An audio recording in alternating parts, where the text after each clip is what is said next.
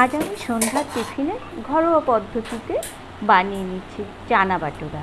তার জন্য আমি নিয়েছি 4 কাপ ময়দা, তোমাদের সঙ্গে শেয়ার করছি। তারপরে আমি নেব হাফ কাপ সুজি, এরপরে নেব হাফ কাপ টক দই, 1 চামচ চিনি আর অল্প নুন। এরপর 1 চা চামচের 4 ভাগের 1 ভাগ খাবার সোডা দিয়ে একটু জল দিয়ে ভালো করে মেশাতে হবে। এরপর লুচি পরোটা যেভাবে মাখে সেভাবেই মেখে একটা ডো তৈরি করতে হবে। আসলে টিউবের লাইটটা মাথার উপরে তো, তাই ভালো হয়তো দেখা যাচ্ছে না, লাইটের আলোতে করছি।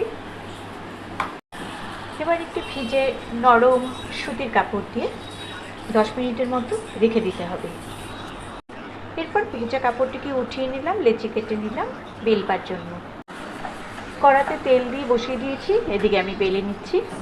এই যে আমি বাটোরাটা গরম তেলে ছেড়ে দিয়েছি, কেমন ফুলে উঠেছে।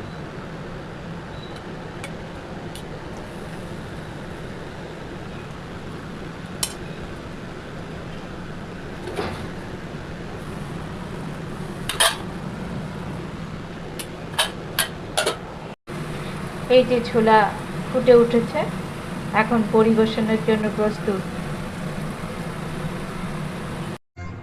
গরম গরম জোড়া বাটোরা আর চানা মশলা আমি পরিবেশন করে দিলাম। চমৎকার বিকেলের টিফিন।